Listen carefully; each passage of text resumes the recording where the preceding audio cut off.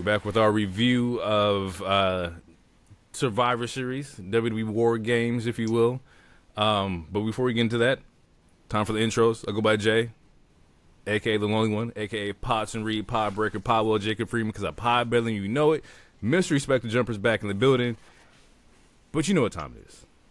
Time to pass the ball. Time to just no-look pass it, if I will, to the man. 4 letters, 1 word, Cash Money H. Go ahead and take it away from here. Well, he is a wild card. He is the king of gorgeous. He is Mr. Sexy Ass Lottery. And I'm not just saying that. Everybody's saying it.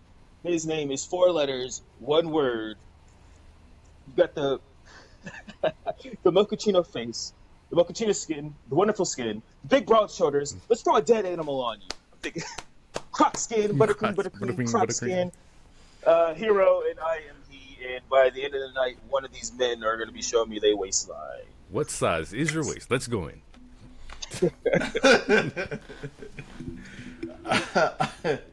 Woo!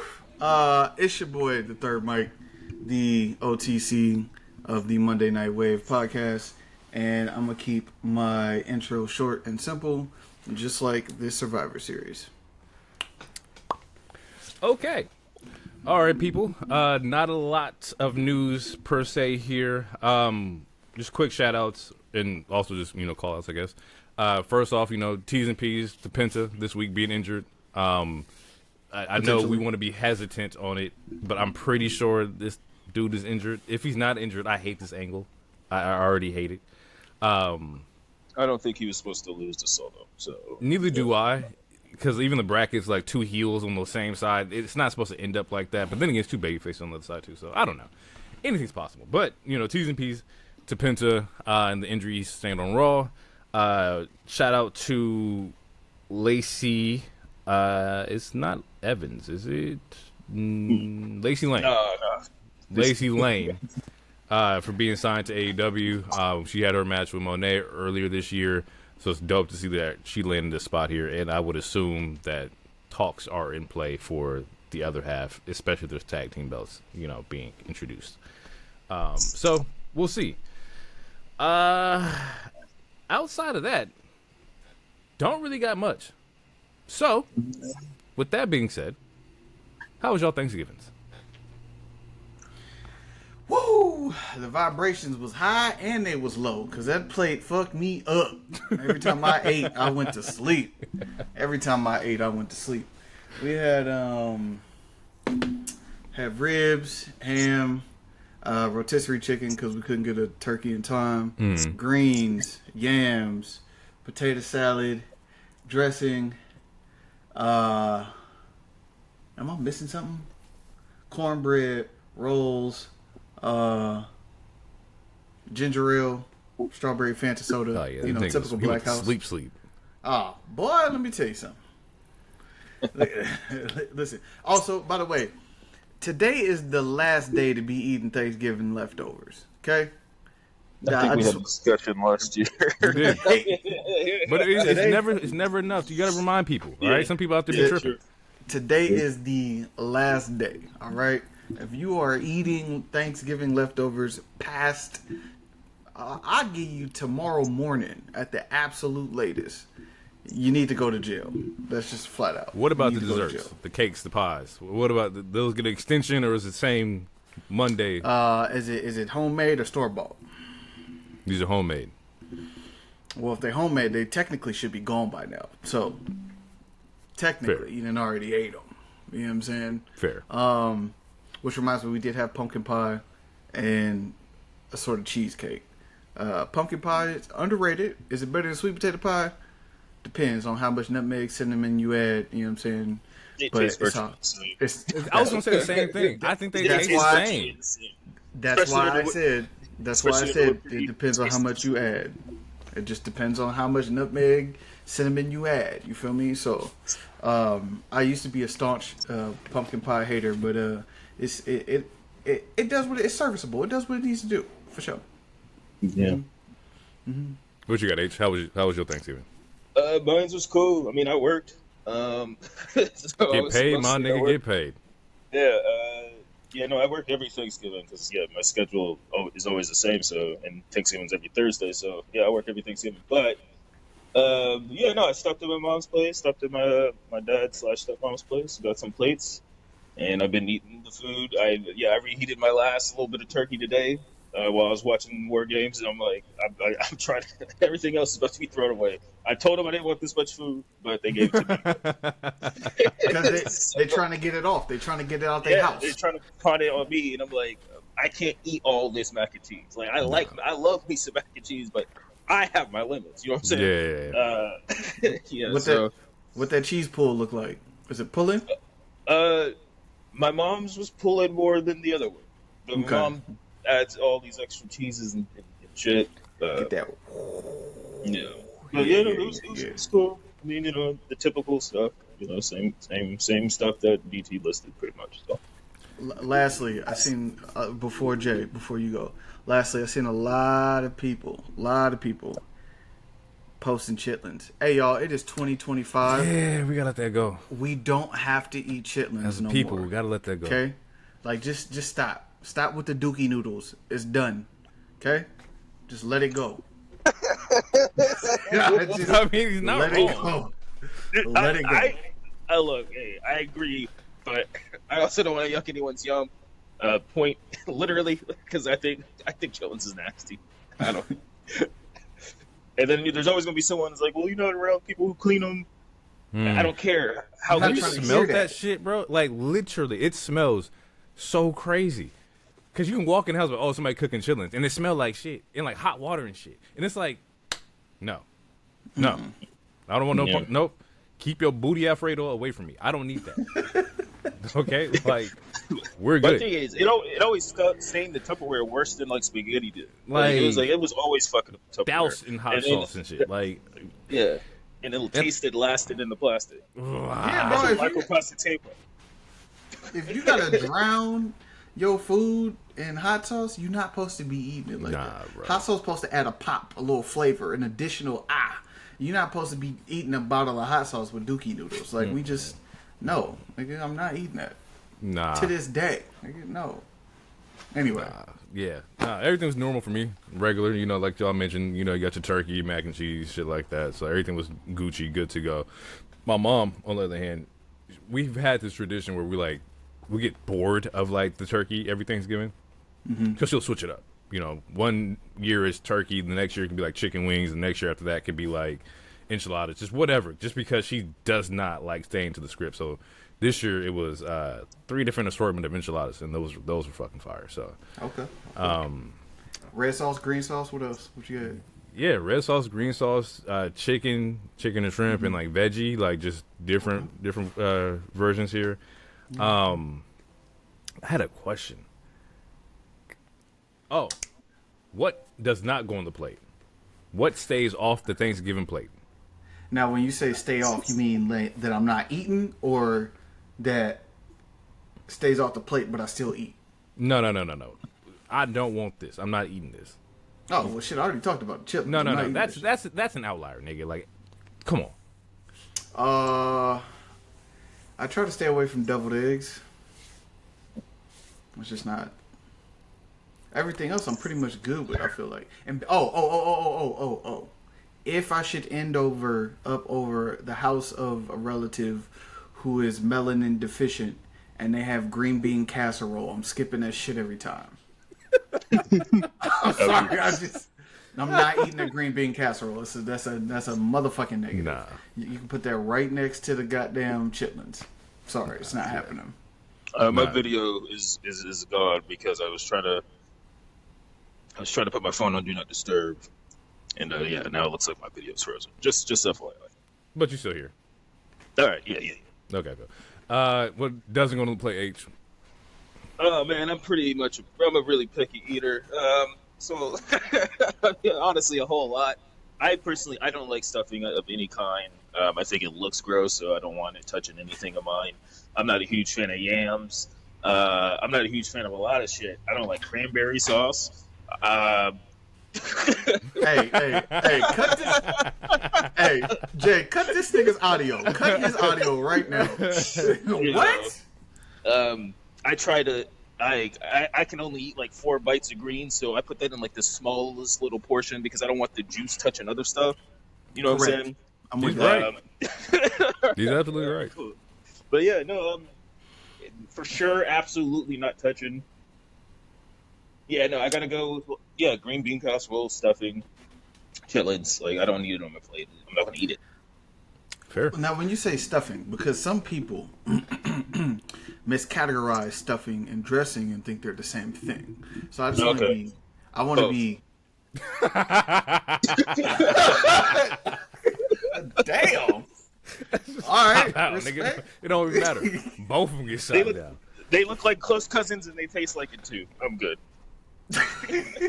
He not wrong. I'm not a dressing fan either. Like the whole turkey with the dressing shit. Like nah, bro. I'll fuck dressing up if it. Oh, Like I'll my, fuck nah, dressing bro. up. Nah. It gets no play. Absolutely. Yeah. Of course, It's I gotta don't be like done right, eggs. though. So deviled Okay. eggs gets no fucking play. I don't like ham. I think it's a texture thing, and the idea of sticking like thick like meat in your mouth is nah. Wait, so do you not eat hot dogs and shit? No. Well, we know you the glizzy gobbler, nigga. You, Hey, Glizzy goblin. you need to stay. You need to walk around with a double G on your Call that nigga chest. Norman Osborn, Norman Oscar Mayer, nigga. these are Yeah. compliments. Call it whatever you want. Call it whatever you want. Yeah, man. Nah, I don't like ham at all. Like in any form or fashion, you can dice it up, gross. You smoke ham, gross. You want to put a little pineapple on that bitch, gross. It gets no play for me, bro. Like, it's nah. Sorry, get it out of here. Do you eat? Okay. Do you dislike pig in general? No. So like, like bacon, like thin, like bacon, cool. Breakfast sausage is cool, but like when you do like, here's this chunk of ham, eat this. No, That's hate. like hell no, bro. I ain't gonna lie. I Canadian love- bacon, disgusting. Get it out of here. Like, You don't like this shit on pizza? hell no, nigga. Okay. See, we gonna turn this to a food pod instead of a wrestling pod. Because right now you're tripping. You're tripping. No, I mean, bro. I don't like Canadian bacon either. I used to as a kid, but then like there was some point in that time like when I became like 10, and I'm like, this shit is chewy. Why am I even eating this? And I like- do like pineapple on my pizza, but I don't Pineapple's like fire. I used to pick the Canadian bacon off and it just be pineapple and cheese. I was just kind of nigga I got like, yeah, bro, them Papa Murphy pizza with the Canadian bacon, get that bitch the fuck out of here. I like ham, but I do feel like with a like when it comes to like Thanksgiving or Christmas ham, there are certain times where depending on like who makes it, whenever it could get dried out, and then the best way to eat is like make it into a sandwich. And it's like how many fucking days can you get a ham sandwich? Absolutely There's disgusting. yeah. Give me mayo, bread, and cheese. Fuck the ham. I'd live. I'll survive. I mean, the ham is the best part of that. Fry it up, get that crisp on it, get that burnt. This nigga said, "Yeah, I ain't down with putting a thick ass piece of meat in my mouth." Like, it's just ham. Nah, man. Nah, I'm good. Cool. I'm glad everybody's Thanksgiving was solid. I guess we can get into it. Let's talk about why we're here. We all gathered here to talk about. Wait, since we're trying to kill time real quick, I have a grievance Okay. that I'm gonna say on the air because I didn't get that much pre-pod time.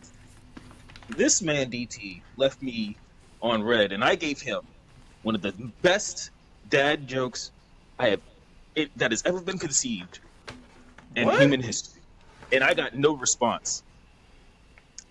I got no response. And, let me hit you with what it is. Okay. Okay. I don't want to open my phone. DT, it was about you saying you were playing Grand Theft Auto Vice City and you had too much money. Oh, Can you read?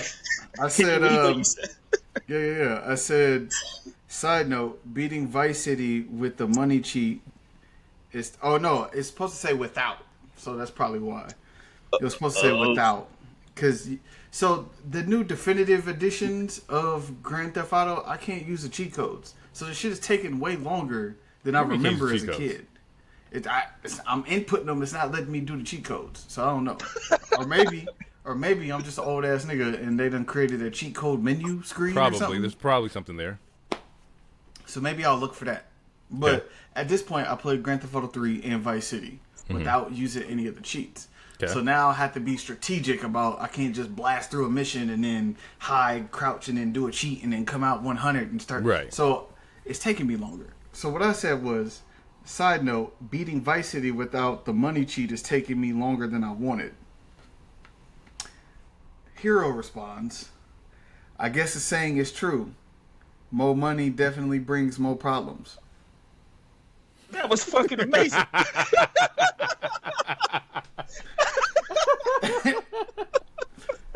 And he is right. I mean, I hit him back at like 450, but I was knee deep in trying to like survive this mansion assault with no armor and shit.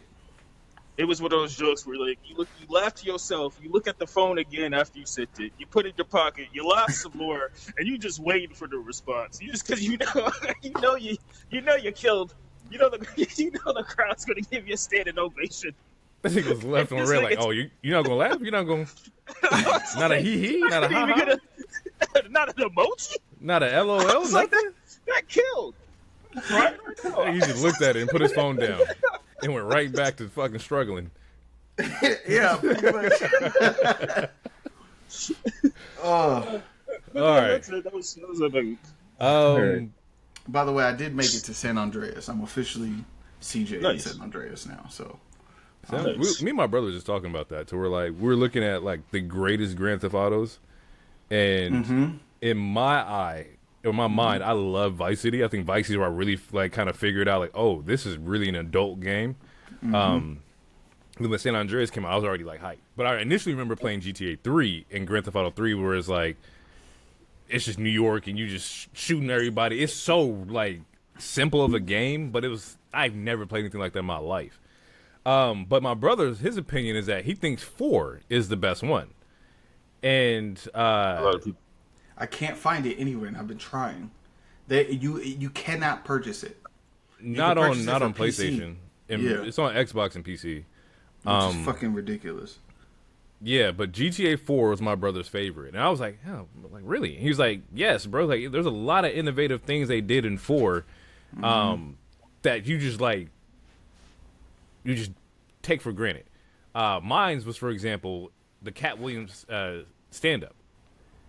Yeah. Oh, yeah. So it's like, there's a whole comedy club aspect where he's doing stand-up. And, like, just the realism in that aspect. The crash mechanics, where you're driving and then, like, you just fly out the goddamn windshield. Like, yeah. There were some things in GTA 4 that I was like, damn, this is actually pretty solid. Even the story was pretty good in GTA 4. So I had to kind of go back a little bit. GTA 4 might be up there. On November 16th at 2 a.m., I text Hero and I said, strong case to be made that Vice City is the best GTA out of the first trio. So, GTA 3, Vice City, and San Andreas. That's tough.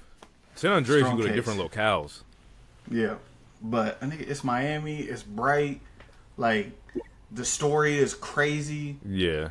But then they did, like, as I got to the end of it, they did this weird thing where they don't tell you that you have to do something to progress. It's just like the game lulls, and if you don't do what you need to do, then you think you beat it. Because there's nothing else to do. So, even without the money cheat, I'm sitting here, I'm driving around, I'm selling crack out of my ice cream van and fucking doing taxi missions to get my money up. So I can buy. No, like that. That's crazy. You say, but that's exactly how that shit is. Yeah, so I can buy properties, so I can do the missions, so that I can start getting more money to buy more properties, so I can get to the end of the game. I think one of the craziest memories. I think I was like Vice City was definitely like either like middle school, but there's a goddamn porn studio. Like, oh yeah, bro, like there's just shit that like as a teenage boy you're like, what the fuck is going on here? Like, this is in a game. Y'all put this in the game. No wonder my mom don't even play this shit, and she didn't know about that. But like, damn, bro, there's some shit in here. Yeah, and they did. This is gonna sound wild. They did take the prostitution animations out of the definitive edition. So like, the car doesn't bounce and shit. Yeah, the car don't bounce. She'll get in, money will come out, but your health will go up, and then she'll get out. So your health will go past 100, and it'll go to like 125 now. So, but the car don't move or nothing. And it's like, that's not like the end all be all. Oh my God, you ruined the game. But wait, do they still make sounds? I don't know, because I only did it once, so I didn't hear anything. What the hell is going on in America? No, now I'm ready to storm the Capitol. So it made me question, like, if I remember playing the game, right? Like, if I remember those things. But I was like, I swear that happened. Yeah. So yeah, the car would bounce and you would hear some sounds and shit. Oh, you're really good at this. Oh, like shit like that. Right. It's the same thing like in San Andreas when you get like the girlfriend missions. You can go like in the house and shit like that. Like, yeah, that's crazy. It's like you want to. I feel like it's a little step backwards to censor that in 2025. Like, well, you know, you like, get canceled for anything. I guess. Yeah, I guess. All right, people. Well, we're not a video game podcast, but you got to rap on Grand Theft Auto and us missing the sexual activities. It's not how I wanted it to come out, but I just figured I would let that be known. You know what I'm saying? Let's talk it. Let's talk about it. Let's talk about WarGames, Survivor Series in San Diego. One of the funny parts about this is that I seen on Twitter that they were doing like spoofs because people were recording from the apartment complexes and like, oh my God, Edge is coming back, or you know, XYZ is coming back, it's Jinder Mahal, and it's like, I love that because they know that you watch it. They know like you can see from your apartment complex. Let me have some fun. Let me throw some shit up here. So I definitely enjoyed that. Also, looking at these seats, I don't know if there's a good spot in that arena to be. Not if you're a Padres fan watching the Dodgers beat your ass. Look, you know what? Go ahead, do you think? Do you think? 4-match card. Women's War Game. What do you mean by the statement though? Like niggas can't see nothing? Yeah, I don't think there's a good seat to be in. If you have money, like it's either right there on the barricade or at home. Like there's no in between. Yeah, you can kind of tell because on John's entrance, he went to like this nook and cranny on both sides where you know motherfuckers can't see, but they paid to just be there. Be there, nigga. Like I was gonna say something crazy, but you know, I'm just gonna let it go. I'm just gonna let it rock. Like to pay all that money just to hear the action. I tweeted 41,016 people wasted their money. I refuse to be a WWE cut. You're not just gonna have me pay the money to sit in the room just to listen. It's crazy. I mean, there's a screen to look it up.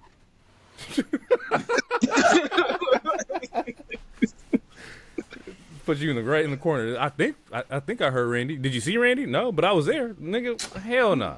Man, you might as well just download the ESPN and paid the extra paywall and got the damn show. Which brings you to my next point. I would not have fucking spent that money on this goddamn pay-per-view. Nope. Not happening. Nope. This is 2? Yeah, we're just gonna move to the next thing. Yep, next topic. Women's War Games. AJ, Bliss, Charlotte, Iyo, Rhea versus Becky, Lash, Nia, Asuka, and Kyrie. 40 plus minutes, I believe, here of women's wrestling. Nothing happened to me. I don't have no crazy spots. I mean, Iyo does her signature thing with the trash can and whatnot, but I don't know if there's anything memorable about this match. Hero? The only thing memorable or thing that I guess we're supposed to remember is just Becky's facial expressions when certain people came out. Lash Legend showing off, which was good for her. Other than that, I guess I could agree. There was no excessive bleeding or anything crazy that we haven't seen before. Even with that, cause I was thinking about it because I'm not graded on the curve of War Games and Blood and Guts because of two entirely different things. But that's the comparison. And even if that's the case, I'm not looking at WWE to give me blood and guts. Do what y'all do best. Give me the drama. Give me the turn. Give me like something here that's like up your alley. In this match, nothing made any sense to me. It's like even with Lash came out last. And it didn't make, I mean, unless you're going from the aspect of Lash coming out last because she's the NXT talent, we're going to wrap up the match soon. Cool. But Lash is super polished. I think she would have been fine coming out as a 3 or a 4 or whatever. But her coming out last and like there was no crazy pop because nobody's really familiar with Lash. Do I think Lash looked great? Absolutely. But the crowd's not, they don't know who Lash is. Right? Yeah, like, I had a problem with that also until she started getting busy, and I think the reason they did hold her up to last, like, granted, like a big pop would have been, like, if you look at what they did with the men's one, like, and even just on the babyface, like they saved the biggest babyface pop with Rhea last, but like Lash got to be busy, and you can also look like yes, she is polished, but this is her first main roster match, right? And they don't want to expose any weaknesses too soon. So, hard to find that's not how I would have took it had I watched. But yeah, he thought it started at 5. We'll talk about it. When I get my chance. Go ahead. Okay. Well, that was it. I guess I'll leave there for now. DG. Well, so my day started off great.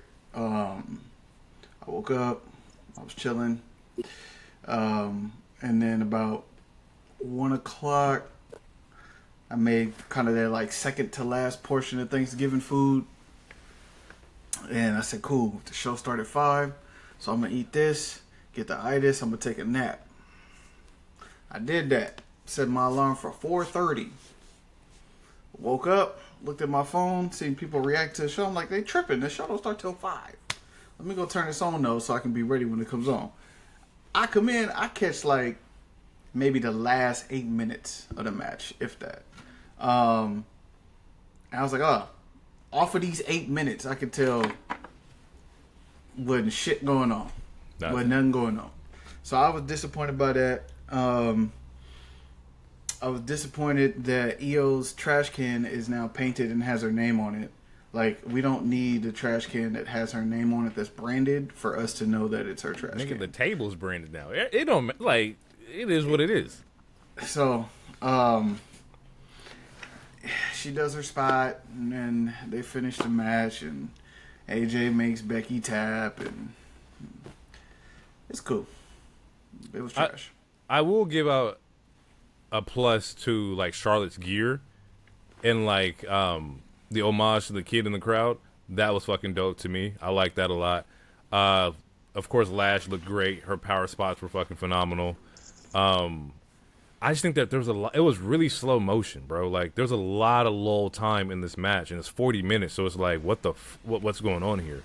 And even with the Becky finish, where everybody's looking to get their finish and whatnot. I think only 2 finishers popped off here, and then like that was it. And I was like, oh shit, man, like this just, I don't know, bro. It just didn't feel like a WarGames match. There was no like crazy intense like spots with like tables or anything like that. Like it was just the kendo sticks, the trash can, and like I think Kyrie had her chain. Like, yeah, but those aren't supposed to make a match. Like, okay, am I crazy, or has every WarGames and Blood and Guts match been like this? They're all long and they all have a bunch of lull.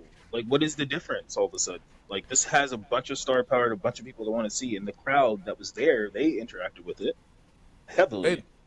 And well, I guess my personal opinion is like WarGames is just that. Something has to feel like war in the ring, and nothing felt like war. Even if there was no table or no weapons or anything like that, there has to be something that makes it feel like, oh, we're fucking bashing, bro. Like we're going like hand to hand, like we're doing shit. And that aspect of it, I didn't even see that. I didn't feel that.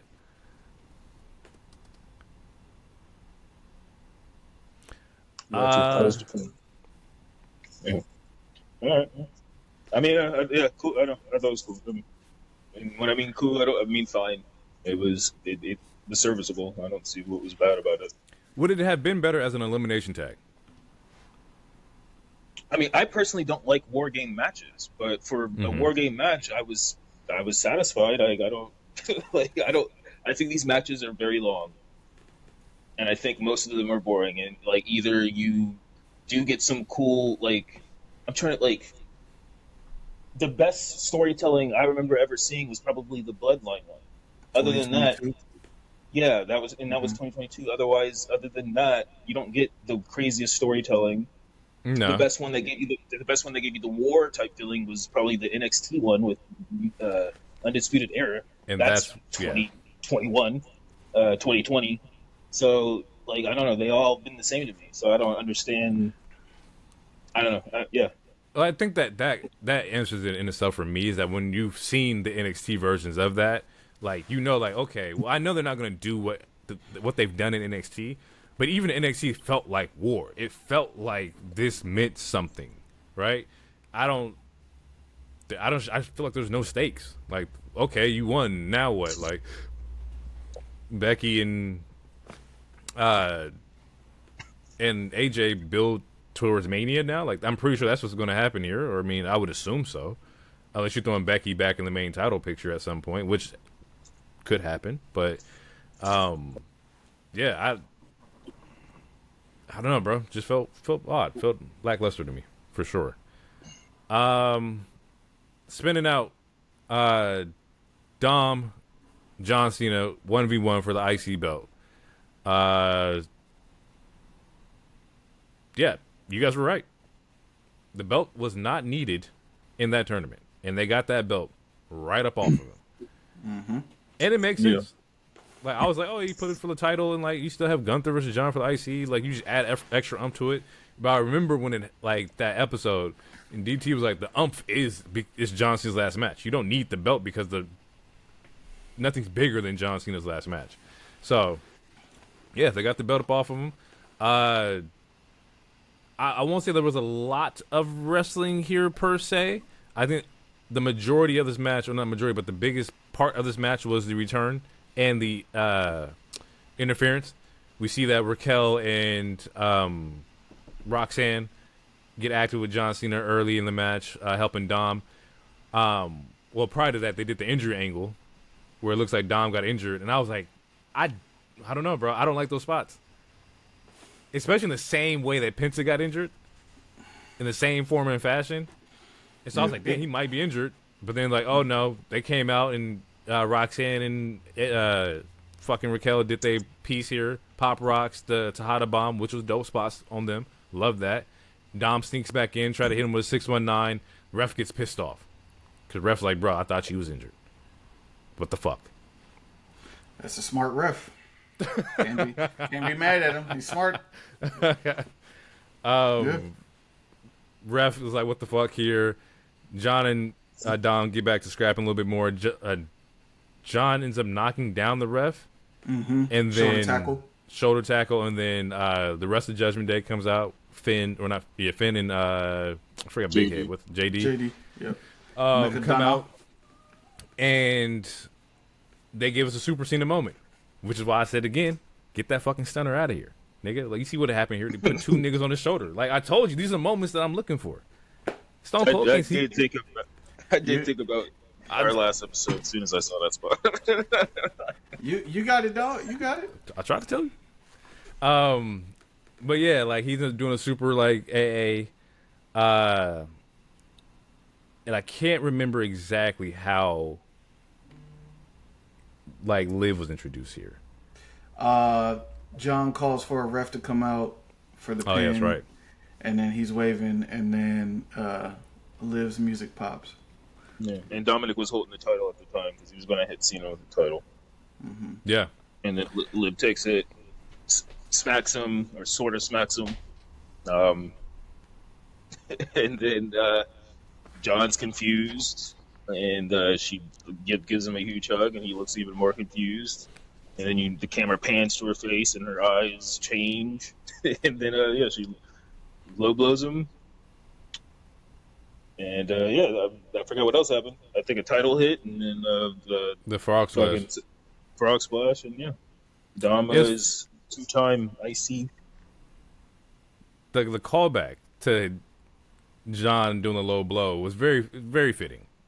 I like how it all came back around. But in this particular version, it's just Liv doing it to him.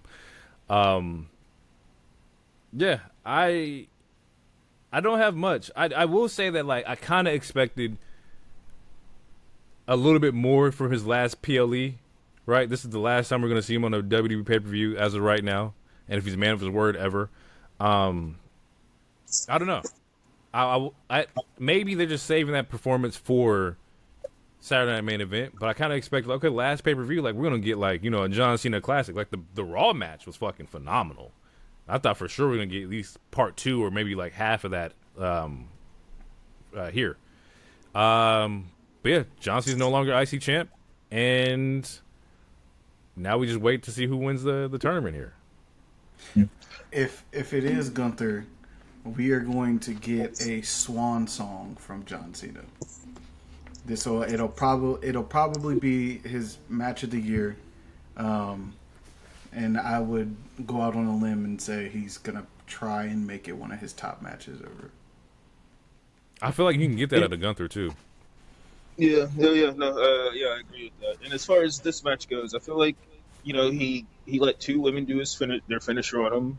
He put over a young talent on a PLE. The only other talent that he's ever fought twice during this tour, Dominik and Cody, are the only 2 people he fought twice. And maybe R-Truth, but I think it's just Dom and Cody. And I feel like that shows a lot. And I feel like he gave a lot.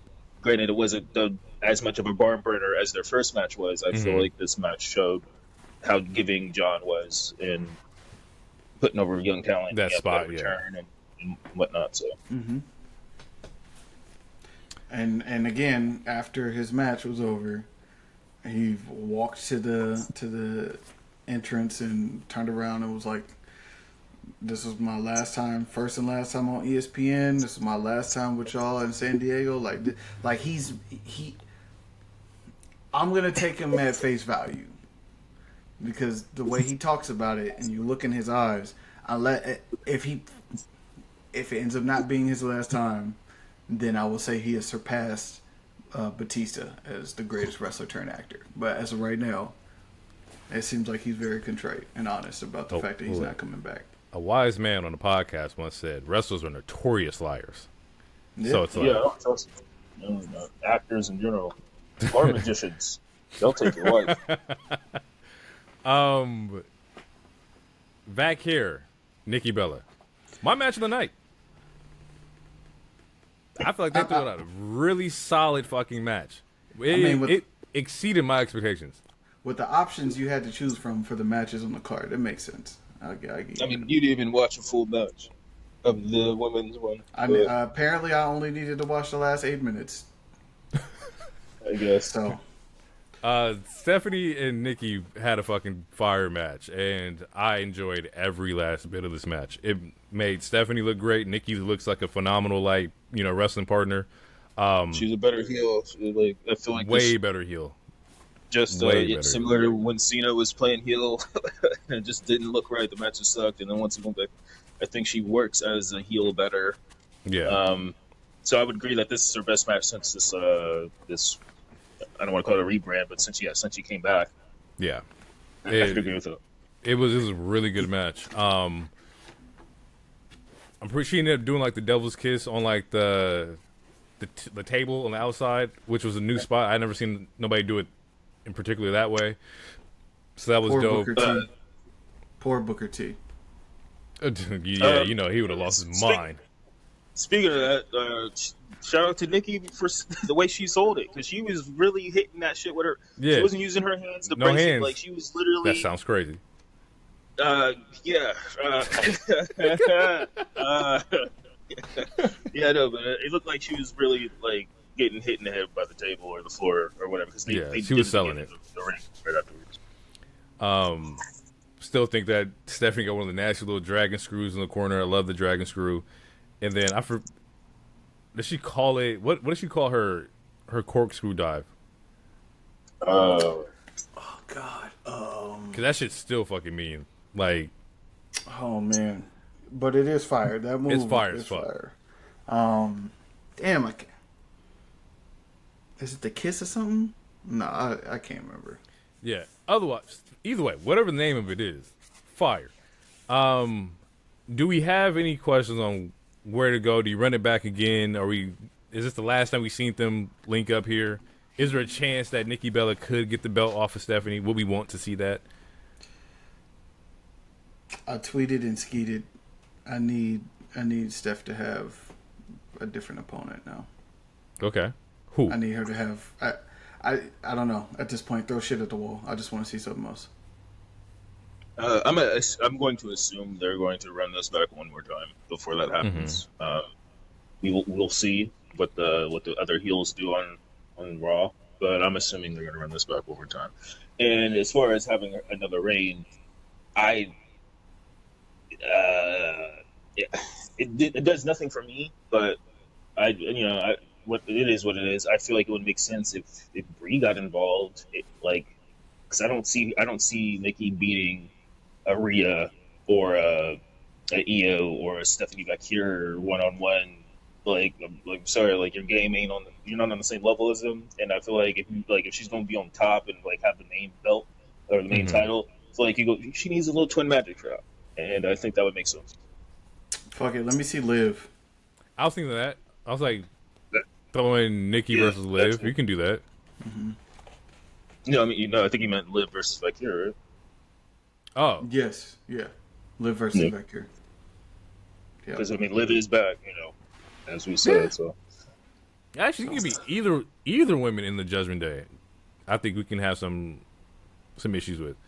I think it might still be early for Roxanne, even though I really like Roxanne. But with Raquel, you can definitely do that, and throw a little feud. And I feel like they already wrestled. I feel like they did too, but I want to see the true push. Give me an actual story. Yeah. A program, an actual there program. You go. Give me a program with them too, for sure. All right. Well, we're here. Men's War Games. Brock, Drew, Logan, The Vision, and Bron Breakker and Bronson Reed with Paul Heyman versus the Bloodline, Jimmy J, Roman, CM Punk, and Cody Rhodes. We didn't talk about it, but they changed the way people come out. There's no cages. Yes. It's just similar like a small rumble where they have people come out based off of 5-minute increments or whatnot. It's also similar to Blood and Guts. They didn't have cages either. How do you guys feel with the cages? Because I saw a lot of people not having the cage. They was you're losing out on so many interactions, and I'm I don't know. I think I'm 50-50. This was the first time they've done it, so I like seeing some of the entrances, like when Roman came out and he timed the one up with the pyro, that shit was dope. Having Iyo come out, I liked seeing the entrances, but I do like the interactions within the shark cage also. So I'm kind of 50-50. That is a good point. Because you're right. Without the shark cage, you don't get the Roman holding CM Punk back or CM Punk forcing his way through. Without the shark cage, you don't get the Dakota Kai moment where everyone's what the fuck is going on here? So it's I do understand there are definitely important elements that you could have here. So I'll say this. Do I think that there could have been moments within this particular War Games? Probably not. As far as on the babyface aspect, not something that they haven't done already. We already know that Punk and Roman and Cody are not seen eye to eye. And then what does the other side interact with inside that cage?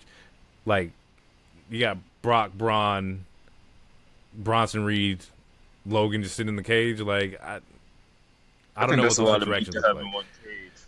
It's just why they didn't do it this year. That's logistically here. It just don't make any sense. So I'm 50-50. I'm right there with you.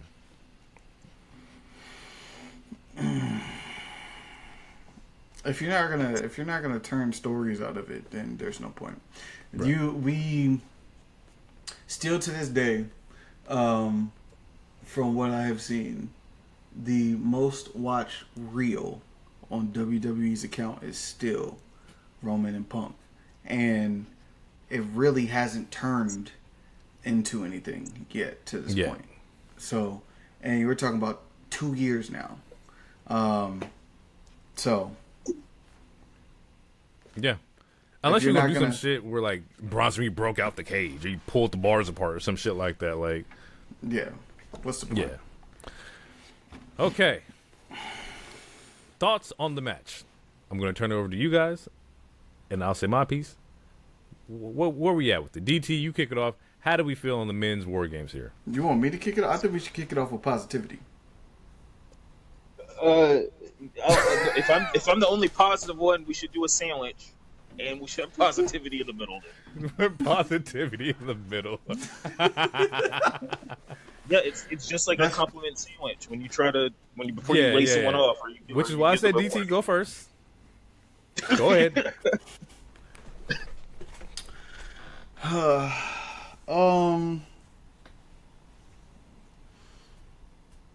want to start with Michael Cole literally saying what I said last week. He was like, this is a true WWE All-Star event. As soon as the event was about to start.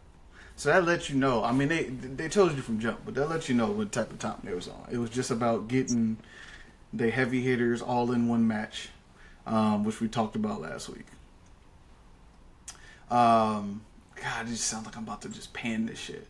I don't like the crowd not popping for Jimmy. I also don't like Jimmy being the first motherfucker to take an F5.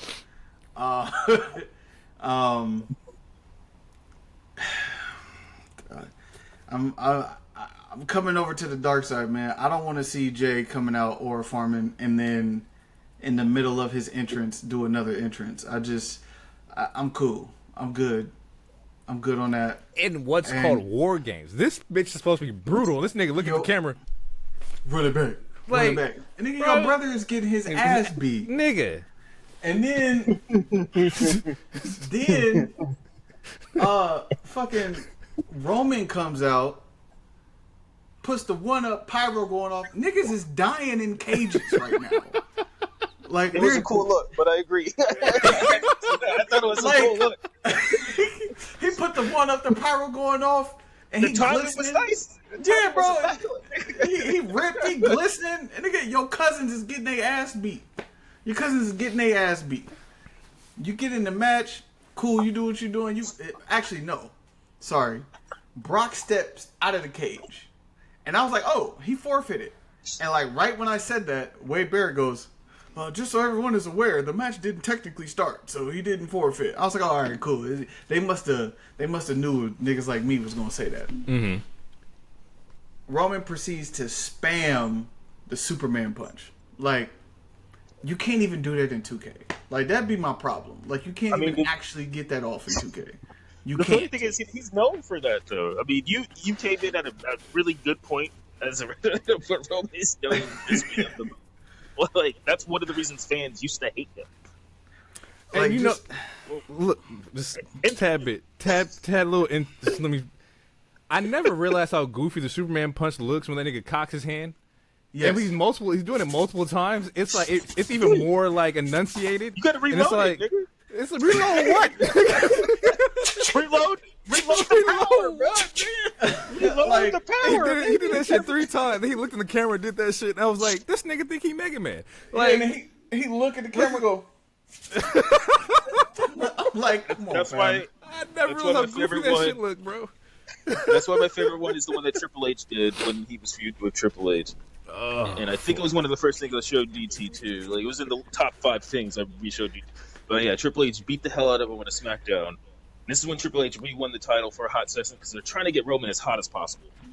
And they showed blood, and this is like, what? They're showing blood? So Triple H's fist is bloody as hell. He does the fist cock, and then he does the suck it. And it was the coolest. It was so edgelord. It was so cool. And then me and my friend at the time, we added that to our handshake. And it was funny because it was like I was trying to show somebody, and I was like, what do I Google? Bloody fist cock sucking. Yeah, you can't do that. yeah. I gonna end you up on a different kind of page.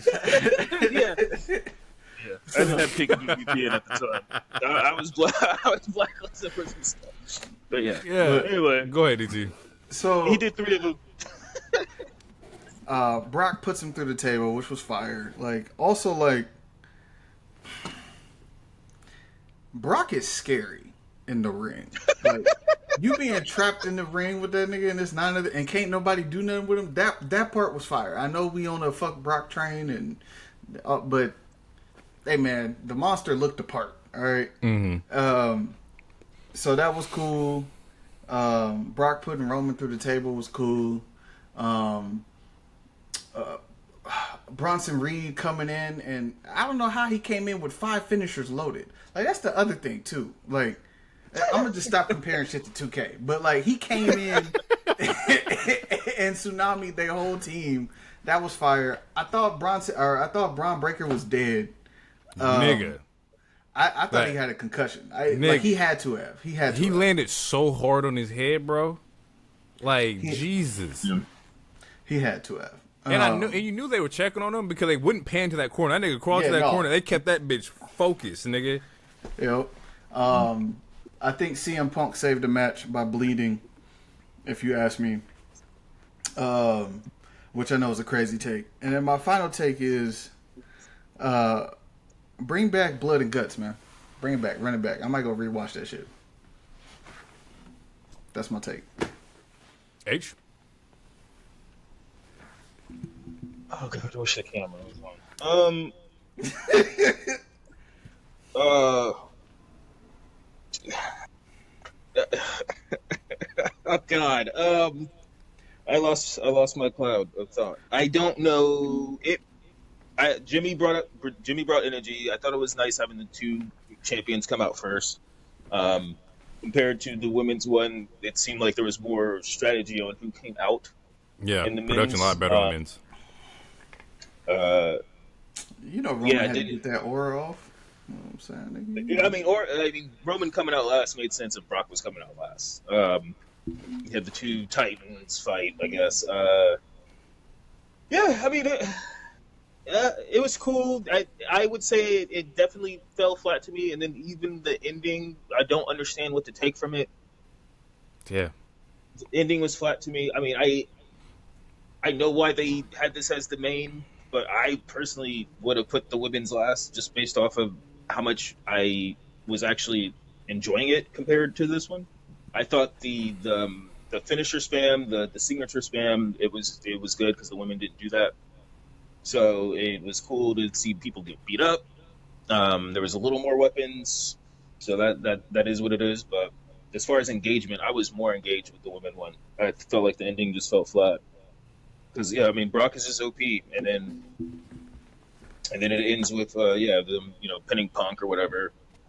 It's like, okay, and then Roman and Cody or I'll never team with you again. Just know that. Like, nigga, what the fuck are we doing here? And the whole thing was like, pick him up, or are you gonna pick him up? And then Cody just got up all extra spicy and like, do it myself. I don't understand the like. It was to the point where I was like, I want them to kiss. Like, get this shit over with, kiss, so we can get over with this bullshit, and move on to the next inning. Look. I don't know. DT's the baseball expert, I think, in this pod, but every year, Punk says we're in some sort of, or not Punk, but Heyman says we're in some sort of inning. I need this shit to end, and we can go to another sport. No, that shit is over. That shit is done. Look, this nigga Paul Heyman said this is gonna be a showcase for WrestleMania, right? He said this is gonna be like an early viewing of WrestleMania. I'm like, if this is what your early showing of WrestleMania is, I don't want it. Pack it up, nigga. Pack it up. Where my hard camera at? Pack it up. Get this bitch the fuck out of here, bro. Like, no. Take that shit to Saudi. Like, respectfully. Which leads me into my point. 2-pack of ass, bro. Like, just... Actually, I take that back. Let me reverse that real quick. This one did have more action. This felt like a WarGames WWE match. There was blood. Cody bled. Punk bled. And then, everybody got busy. Brock threw people through the table. I believe Roman Spirit Brock through the table with Jay on his shoulder and whatnot. So there was more action in that particular aspect. So I will give them the credit of this felt like a WWE's style war games. Where they fell flat was the the drama element here, right? So they try to get you with is this Seth? Is this not Seth? And there was no reveal. The nigga climbed the cage, got in, jumped in, super kicked Punk, and then did a stomp. Looked at fucking Braun, climbed back out, and was gone. What am I supposed to take of that? And then in just my head here, I'm thinking like, okay, this has to like wrap up into something. So the match ended. They're kind of looming in the area for a little bit. Is the motherfucker not gonna come back and show who the fuck he was? No, it's just Roman sitting there looking at these two idiots like, one of y'all gonna lose y'all belt in Vegas. I haven't decided yet, but it's gonna happen. Nah, nigga. Hey, listen, hold on. This is where I step in. Nah, nigga, you are not the Royal Rumble winner. Nigga, go through the Royal Rumble and win. If you want to do all this, go through the chamber. Yeah, whose belt you gonna take? No, because the Royal Rumble person picks first. So he doing all this whose belt I'm gonna take. It look better on me. Shit. Okay, cool. That's nice, but no. Like I need something else. Like let's just go back real quick here.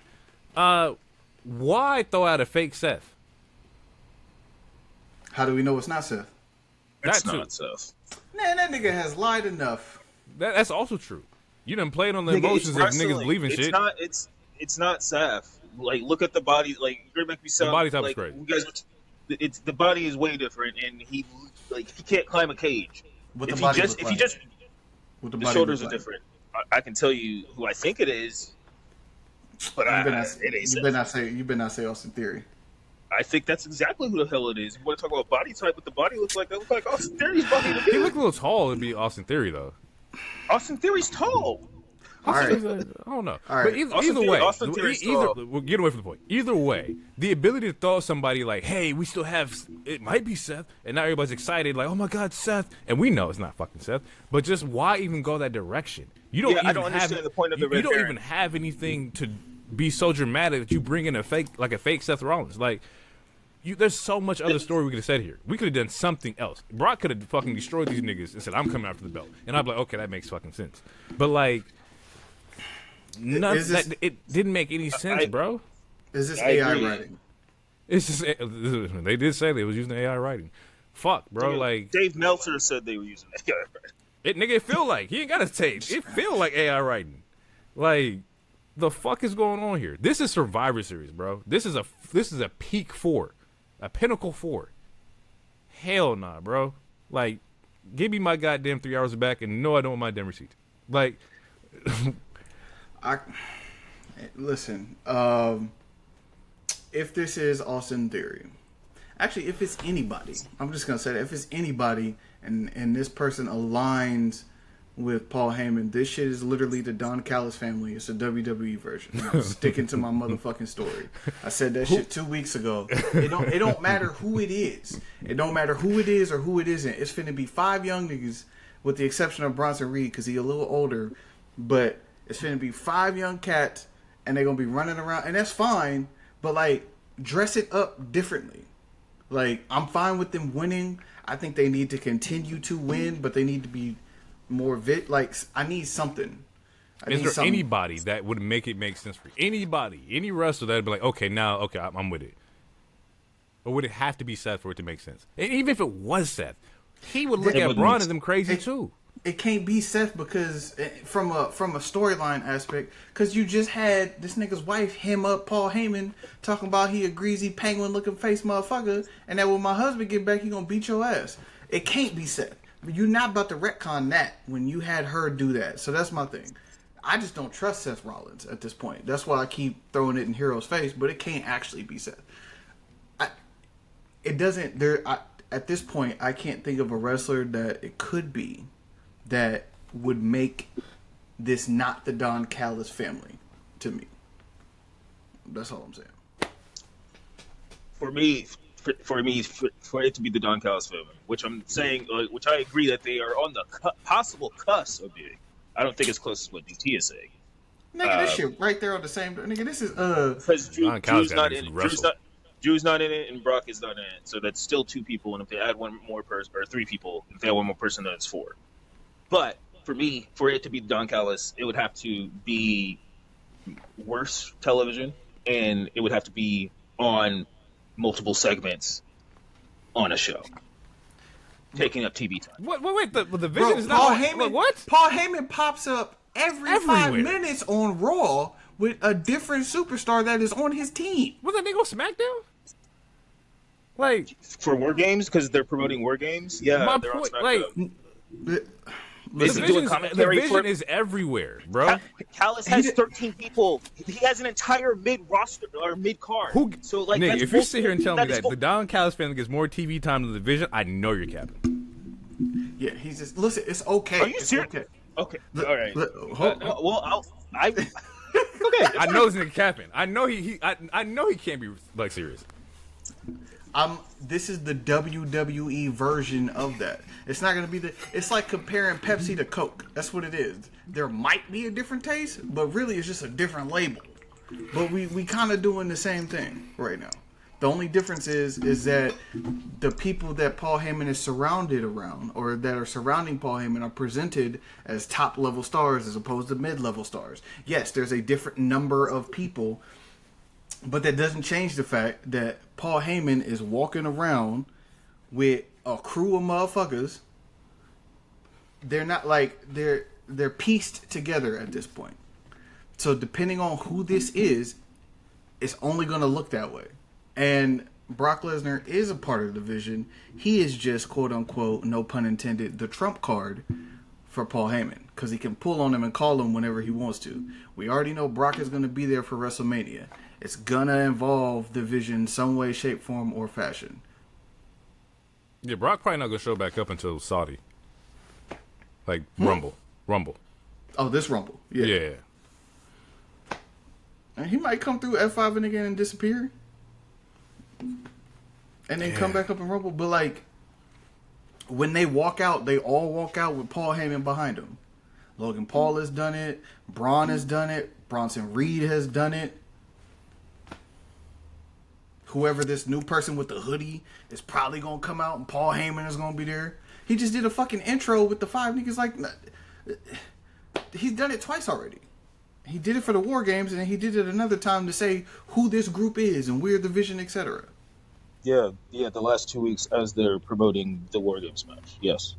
Yes, and so we're going to see what happens when it comes out of it. So when they add this person with the hoodie, whoever this is, he's going to do another intro for this person to explain why this person is with the Vision. Yeah, I don't know who it could be, bro. Like, who? Could it be someone from NXT? Possible. I mean, Cena did say they're going to be NXT talent on his last show. But who? Who in NXT would be like, damn, like, yeah, that makes sense. Mm-hmm. From the men's side, at least. Yeah, I don't know. Like, I have no idea. Unless you got, nope, wasn't no dreads hanging out the hood, so it wasn't Trick. Yeah, nah, and Trick's face is going to be seen, I think. His face is going to be seen. Like, Plus, he's going to be on, he just got engaged, so he's going to be on SmackDown. He's not going to be fucking with Raw. It's true. I did say Ethan Page, but Ethan Page popped up on SmackDown. His face has already been seen. Mm-hmm. He's active. Yeah, man, I don't fucking know. I don't know why you would add this element. Because, like you said, whoever you add, if it's not Seth Rollins, it doesn't make any sense. Unless they're going to be a part of the Vision. Unless you just use it as a body double to have you kind of stretch the story out long enough to where Seth could come back, right? Where it's like, oh, it was me, but, I didn't show up kind of thing. This might as well be the 3 fingers from The Rock if that's what you're doing. I'm just giving out scenarios here. I have no idea. So, right now we're just doing shit to do shit. I haven't felt entertained. No, I won't say entertained because they've done some entertaining things. But I haven't felt as... What's the word? I'm getting fatigued. I want to see something different from wrestling. I'm trying to think. I think you had maybe talked about it, but like, is Evolution the last one? Yeah, I think Evolution is probably the last good PLE of this year. Look this up because I don't want to like kind of shit on something or miss something here. I think Clash of Paris had some good moments, or Clash at Paris had good moments. SummerSlam had the moment with Naomi.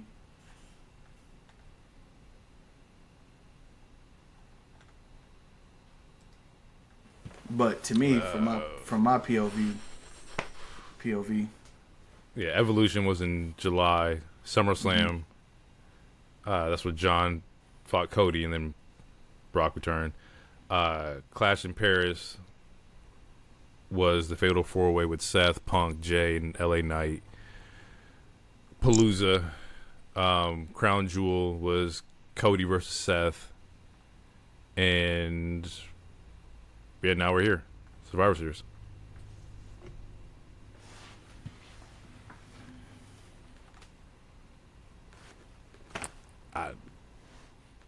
I need something.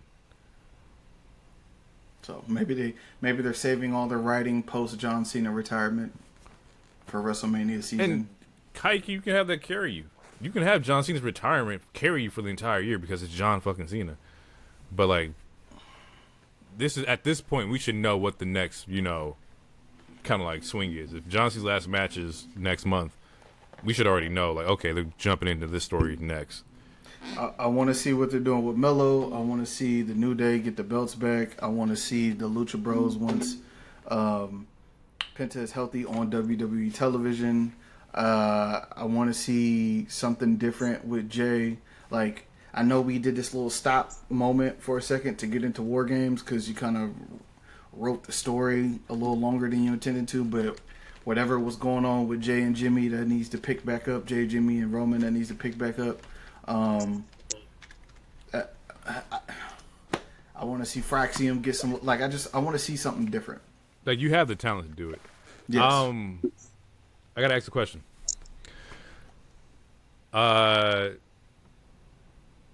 So John Cena's last match is next month. Mm-hmm. We already know the last 4 here is Solo, Gunther, Jay, LA Knight. Correct? That's the last 4. Who benefits the most?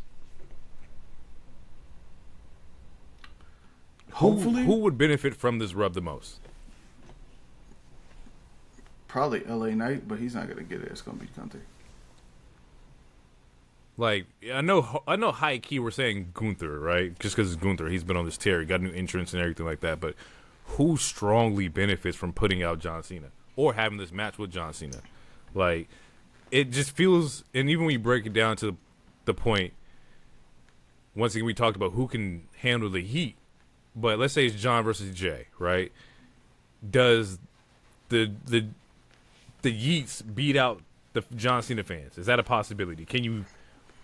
Who wins the momentum swing here? I think if they don't figure out what they need to do with Jay and Jimmy and that, I think Jay needs to go on a vacation. Respectfully. LA Knight versus John Cena, right? Does LA Knight swing the momentum? Who can sit here and take John Cena's momentum? He gets booed. Anyone is going to get booed against John Cena. Even like, Jay, they will boo him for John Cena, especially on the last match. Mm-hmm. Yeah, and you don't want to put Jay through that. Like, Chicago booed the shit out of Sammy, and all Sammy's did was offer him a title shot. Open challenge, yeah. They booed that nigga for it. So anyone standing across him is going to get booed. And so if you don't want to try to mess up a Jay or LA Knight's any sort of momentum or good grace that they have with the fans, you're not going to put them across it. Solo, people were going to boo for 2 reasons if it's Solo. So Gunther is your best option in these 4. In my opinion. Because I think Solo, we already talked about Solo already beat John Cena. Like, he already has beat that him under like his belt. 2 minutes. Yep. Yeah. Thumb the shit out his throat. It has to be Gunther. You're gonna get the Jey Uso versus Gunther moment again. Gunther's gonna go on top, and then now we got John Cena versus Gunther, which should, and on paper, is a fucking phenomenal fucking match. But it's like, I just feel like this tournament did not benefit who it was supposed to benefit. Mm-mm. Like, this rub going to Gunther doesn't make any sense. The rub going to Jey Uso makes no sense. The rub going to LA Knight makes the most sense. But I don't know if they would do that. Do I think the promo battles between LA Knight and John Cena will be fucking fire? Absolutely. But are we going to get that? John's not showing up. I think he only has one more appearance in the Saturday Night Main Event. Mm-hmm. Like, he's not showing up on Raw or SmackDown or anything like that. That at least, or we look at matches, or is it just matches and not promos? I think he said he had one more appearance. So then, if it's one more appearance, then he's not showing up anymore. If we pretend like the Goldberg match never happened with Gunther, then we would say that McAfee. It should. No, just the Gunther one, or just the Goldberg one. Pat can get the fuck out of here. Yeah, no shit. You're missing my point. My point is that if Gunther didn't already retire Goldberg, like, this is a match that people kind of wanted for at least 2-3 years now. I think if we just have the Men in Black flash and we forget that the Goldberg match even happens, then I don't think we're having the same conversation. I think we are. Honestly, I don't think so. Because Gunther, we're talking about the ultimate heel right now, and as far as, like, being just genuine and, like, himself, like, he doesn't have to cheat, he's just a badass who beats people up, versus the ultimate babyface. I don't think we're having this conversation if he didn't already beat the dog breaks out of Goldberg. I think we're talking about it because of the format. It's a tournament. If this was just one-on-one, you're right. We're not talking about it. It makes sense. The biggest heel versus the biggest babyface. But in the element of a tournament, it was looked at, we're going to take all the best talent we got here, and somebody's going to have a moment to shine through and get their moment to fight John Cena for his last match. And that wasn't the case here. It's already been – it was like the stars had it already written. Like, Gunther was going to get this one way or another. At least that's what it seems like now. Is there still a chance to kind of swing? Yeah. Absolutely.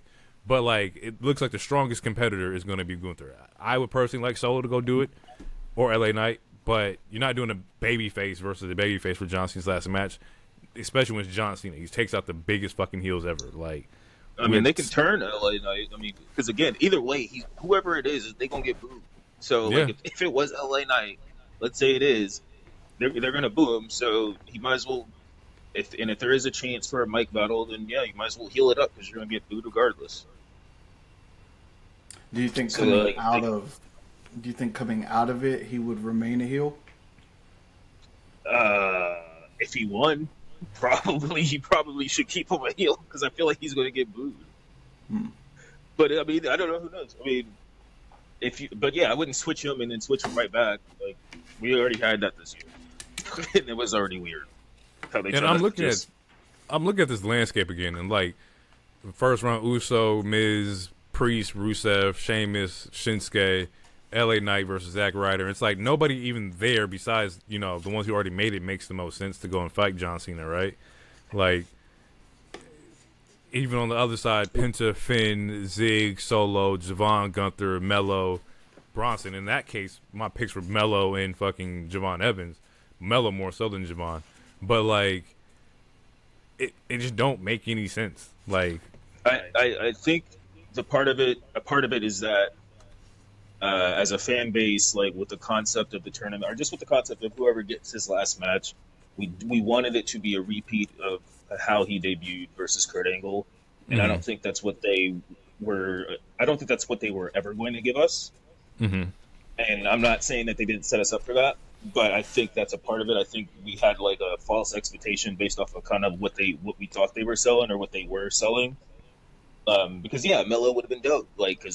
But I think the comparison is a little different because that wasn't like Kurt Angle's last match. That was just a match. This is his last match, and I think they want this last match to be someone who is credible and someone who is going to. I feel like they want it to be someone who's already been credible and someone who's going to continue to be credible within the wrestling business. I don't think they want to. I feel like it's the same conversation how people in AEW and in WWE they desperately want these new champions, and it's like not everyone can be the 20-whatever-year-old Randy Orton when he won the title, and that actually did cause problems. Like Randy would tell you that shit did not work, and it actually did cause problems. So, and I think that it's a similar mindset to where it's like. Yes, like as fans, like I want a Mello or a Javon or someone like who I think like a young talent, similar. But I think they want someone with staying power, someone who already has staying power, someone who's already a future Hall of Famer or going to be a future Hall of Famer, and like they know that for sure. And I think Gunther is the safest bet. with Yeah, that. that was gonna be my next point. That's the safest option, was just going with Gunther and not allowing anything to like mishap. Having the ultimate professional in the ring, was your biggest professional of all time, is destined to be a success. Like that, there is no room for error with that, because it won't be.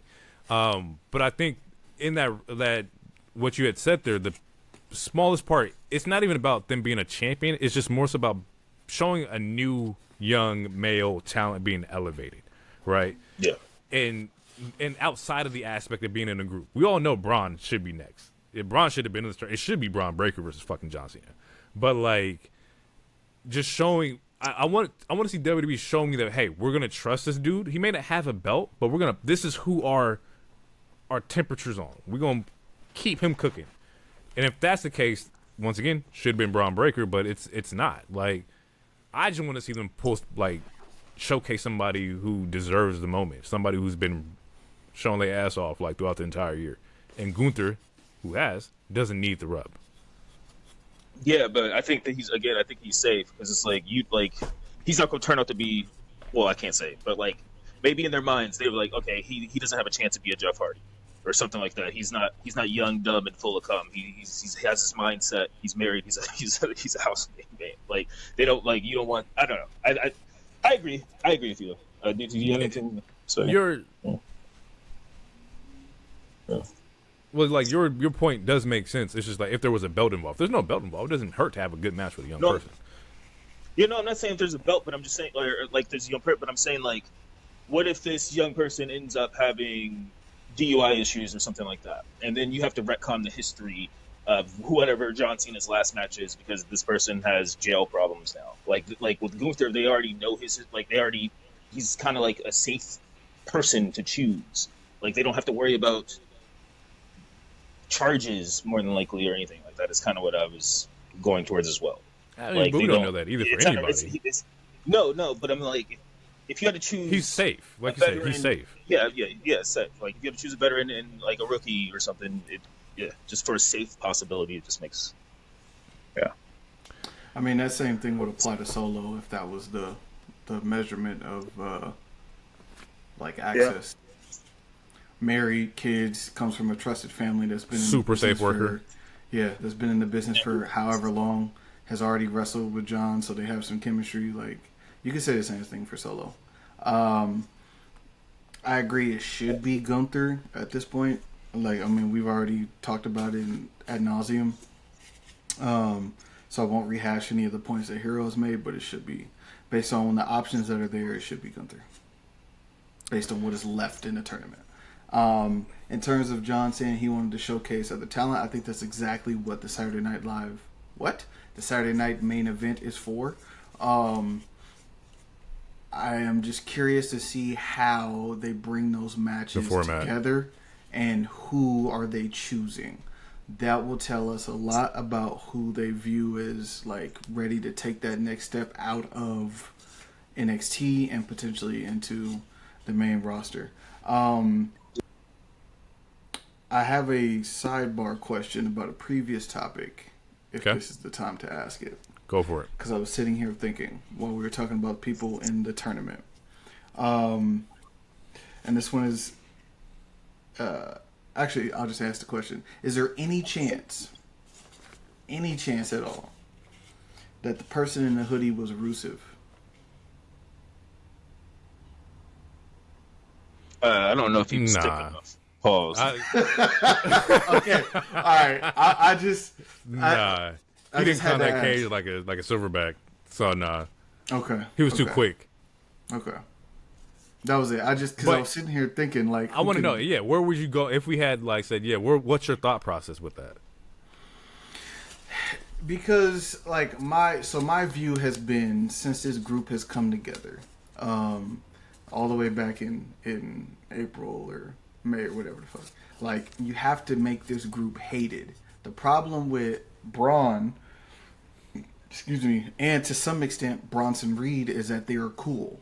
Mm-hmm. Bronson Reed is a throwback big guy like a Vader, big motherfucking in a uni piece, is just throwing meat around, and then Braun is a specimen. Like, he's He can jump the furthest, run the fastest. He looks like he hits the hardest. He's agile. So, like, he's cool. So, how do you make this group hated? Logan? Right. So, that was the first name I included way back when we were talking about making this group hated. So, he's there. But to get the group, like, all the way there, I think it needs to be somebody like Rusev. Somebody foreign? I don't want to say that that's the case because technically Bronson Reed is foreign, but people hate Rusev. Yeah. So that's it. I think a lot of people like Rusev more than Logan Paul, though. I don't know if he's going to have that extra spice you think it is. I think people. If he brought back Rusev Day, people would they would switch immediately, just like how they switched soon as Jay won the Rumble and niggas just started hating him all of a sudden.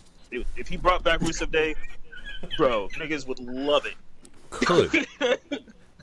Could it be Ilya? What? Like if they chose like. So I would say no. I would say no because he is carrying right now. His character's purpose is carrying on the legacy of the U.S. title. He was already tied with like a story. Yeah, and giving people that opportunity. He has a belt. You can't bring in somebody that has a belt when the main person in your group doesn't have a belt, which is why Bron Breakker was the one that pinned CM Punk. So coming out of this, he'll be able to say, well, I was the last one that pinned him. Punk versus Braun, yeah. So we're going to get the guy that who had the belt and never lost it. Yeah. I see the thread, yeah. So I don't think it could be Ilya. But, like, okay. I get Austin Theory. I think whoever it is, it's going to fall flat, and I think it's going to fall flat based off of what Jay was saying, and that is that, like, we get this cameo, this attack, and then we don't get. It's not that we needed we didn't need a reveal, but we needed some sort of thread of a payoff, like the interaction with the baby faces at the end of the match. Like, it wasn't about like who was that guy, or anything like that. It was about Roman and like, oh, I don't want to pick you up, or maybe I want to like even the heels, like when they were celebrating, it wasn't like, see, like they could like all Heyman had to do was like, see, I told you guys I always had a plan. Like, it could have just been something like that to further the mystery, because I believe it's gonna be Theory, but at the end of the day, I don't think it matters who it is. Like, it's gonna be like, oh, this guy. Nigga, hold on, time out. You know how crazy it is? Them niggas talking about championships. I don't want to partner with you anymore, but nobody asked a question, nigga. Who the fuck hit you? Like, yeah. It don't even matter. Like, it don't matter. He was just and he was, and to be fair, and like not to correct, but he wasn't even wearing a hoodie like DT was saying. He was dressed like Splinter Cell. Like, no one's asking any questions.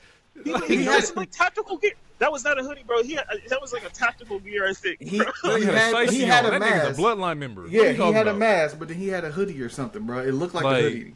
That shit's so funny. Nobody asked this nigga Punk, who the fuck hit you? Nobody said anything. Like, who the fuck is this guy? Like, nothing. It's fucking Jericho. Oh, man. Oh, my God. Don't say that. He climbed the cage too fast. Yeah, Jericho would have took his time. Jericho wouldn't have climbed. He would have went through the door. I don't think he's I don't think the assailant was. I'm telling you, the nigga got out that cage quick, bro.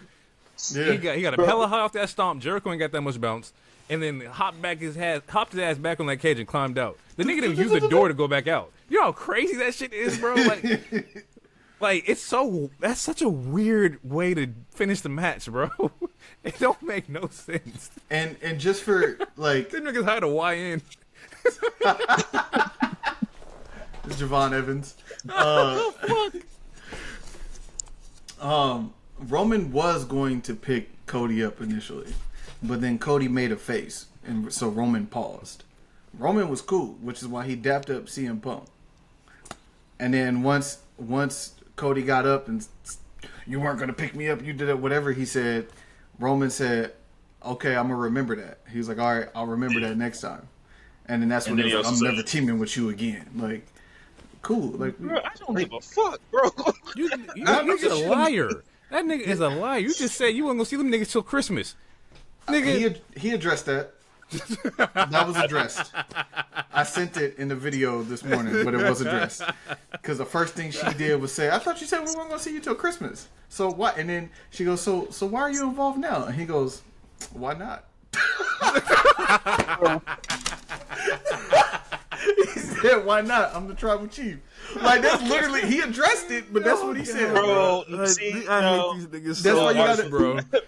When I send y'all shit, you gotta watch it, because the shit be funny. This I shit hate was these hilarious. niggas so much. They can just be like, yeah, nigga, we just that changed would the have place. So what? that would have legitimately made me upset. Like, if I would have watched that. Bro, I told you this was just this was an all-star event. This was a fucking showcase. They grabbed they top merch sellers and said, we throwing all y'all niggas in a match. Make it work. God, bro. That shit's so fucking funny. We gonna sell out this baseball park. Nigga, 40,000. They got it. All right. You know what time it is. Out of 5. 1. 2. Yeah, I'm going to go with the 2. Just because it took a giant deuce on my night. I took a nap for I ate early and took a nap for this shit. Oh, fuck. Yeah, hopefully they can bounce back. You know, hopefully we can. I don't know, man. Jay, how many times we gonna say hopefully they can bounce back? I don't know. This is the 4th PLE. We didn't say It that. is definitely the 4th PLE, and the women has been carrying this year. Yeah. Yeah. Well, I mean, shit. Jump off the boat. Go watch Blood and Guts. I don't know, nigga. Do something. I shit. did. What the fuck is you talking about? I did watch. I don't know, Blood Guts. nigga. Yeah, we gonna get out of here. I'm about to watch Fourth Rope. That might be going too. Got to check that out. We're gonna get out of here. We'll catch you guys in the next one. It's been real. Peace out. Too sweet, Space Cowboy. Believe in the wave.